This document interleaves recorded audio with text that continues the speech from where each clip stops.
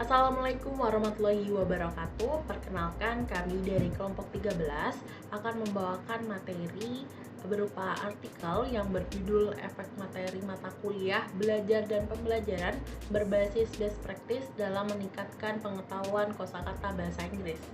Namun sebelum itu, saya akan memperkenalkan anggota dari kelompok 13, yaitu yang pertama ada Dede Adelia Putri, yang kedua ada saya Yasul Warikmah, dan yang ketiga ada Nurul Aliafi. Nah, langsung saja tanpa perlu berlama-lama kita masuk ke pembahasan materinya. Yang pertama yaitu ada pendahuluan. Strategi belajar bahasa atau disingkat SBB adalah tindakan-tindakan khusus yang dipergunakan oleh pembelajar secara sengaja yang berguna untuk meningkatkan dan mengembangkan keterampilan berbahasa Inggris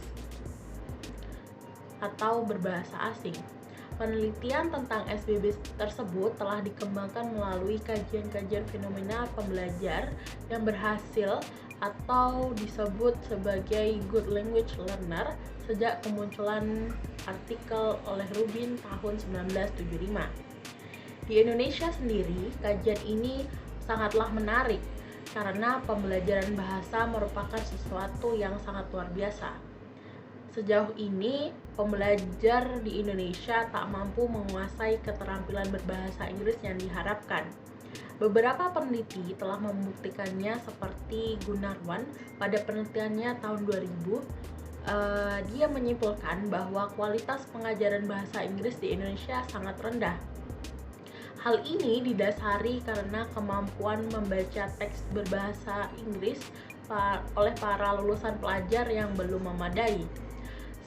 Sependapat dengan Gunawan, peneliti Hamid juga menemukan bahwa tingkat pencapaian siswa dalam belajar bahasa Inggris masih sangat rendah pada penelitiannya tahun 1997. Huda juga menyebutkan hal serupa dengan melakukan penelitian tentang pengajaran bahasa Inggris pada sekolah lanjutan di 8 provinsi. Nah, beberapa penelitian itu memang telah cukup lama dilakukan, namun fenomena seperti hal tersebut tidak dapat secara cepat berubah sehingga keberhasilan mempelajari bahasa Inggris di Indonesia masih menjadi suatu hal yang langka. Assalamualaikum warahmatullahi wabarakatuh. Hai semuanya, saya Dede Adelia Putri. Pada bagian ini saya akan menjelaskan bagian kedua, yaitu metode penelitian. Baiklah, penelitian ini menggunakan metode pendekatan kualitatif dengan memberikan pretest dan posttest yang menggunakan open-ended questions, serta treatment berbasis pembelajaran best practice dengan mahasiswa program studi pendidikan bahasa Inggris, jurusan bahasa Inggris semester 4 yang sedang menempuh mata kuliah belajar dan pembelajaran.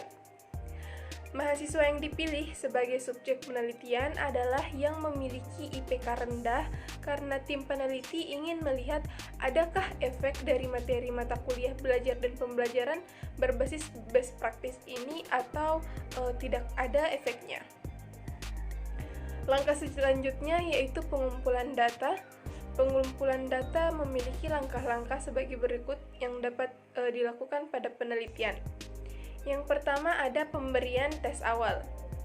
Pemberian tes awal diberikan untuk melihat dan mengidentifikasi perilaku awal mahasiswa dalam belajar bahasa Inggris. Lalu yang kedua ada pemberian treatment. Dalam penelitian ini diberikan juga perlakuan terhadap mahasiswa, yaitu perlakuan atau treatment yang diberikan adalah materi mata kuliah belajar dan pembelajaran berbasis best practice, di mana perlakuan ini dilakukan sepanjang semester genap tahun ajaran 2022-2023 terbagi dalam 12 pertemuan. Lalu pemberian tes akhir. Pemberian tes ini dilakukan untuk mengetahui efek dari pemberian materi dalam treatment terhadap perilaku mahasiswa dalam belajar bahasa Inggris. Jadi sekian yang dapat saya sampaikan, selanjutnya akan dijelaskan oleh Nur Aliafi. Terima kasih. Saya atas nama Aliafi akan menjelaskan bagian 4 hasil dan pembahasan dan bagian 5 yaitu kesimpulan. Berdasarkan hasil pengumpulan dan analisis data yang telah dilakukan kepada mahasiswa dengan IPK rendah pada beberapa kelas yang berbeda pada program studi pendidikan bahasa Inggris, ditemukan perubahan strategi dan media yang mereka gunakan sebelum dan sesudah belajar mata kuliah belajar dan pembelajaran berbasis best practice dalam menemukan pengetahuan kosakata atau vocabulary bahasa Inggris. Adapun strategi baru yang digunakan dalam kosakata, terdapat 14 orang mahasiswa atau 70% menggunakan strategi pembelajaran bahasa baru, yaitu A. Menonton film dan menemukan kosakata baru di dalamnya. B. Menemukan atau mengecek kosakata baru di kamus. C.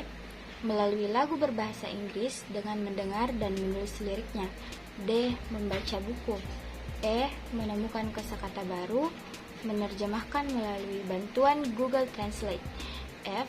Berbicara dengan native speaker melalui sosial media. G. Integrasi keempat skill. H. Mendengarkan pidato dan aplikasi online. I. Menggunakan permainan kata. J. Mendengarkan atau menonton podcast, berita, dan YouTube tentang vocabulary, serta membuat pengaturan telepon berbahasa Inggris. K. Menggunakan ensiklopedia dan melakukan percakapan. I. Menggunakan media sosial yang populer saat ini seperti akun belajar di Instagram dan TikTok.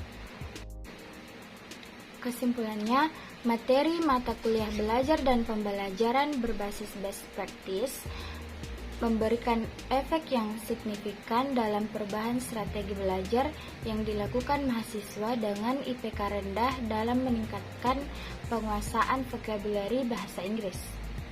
Hal ini dibuktikan dengan adanya 70% mahasiswa yang berubah strategi belajarnya dalam meningkatkan pengetahuan vocabulary bahasa Inggris. Media yang digunakan mahasiswa dengan IPK rendah dalam meningkatkan pengetahuan vocabulary bahasa Inggris juga mengalami perubahan. Media yang mereka gunakan antara lain YouTube, sosial media, film atau video, song, picture, games, book, dictionary, laptop, handphone, podcast, Google, Grammarly, Spotify, Netflix, Duolingo, TikTok, Cake application, English British Council application, and so on.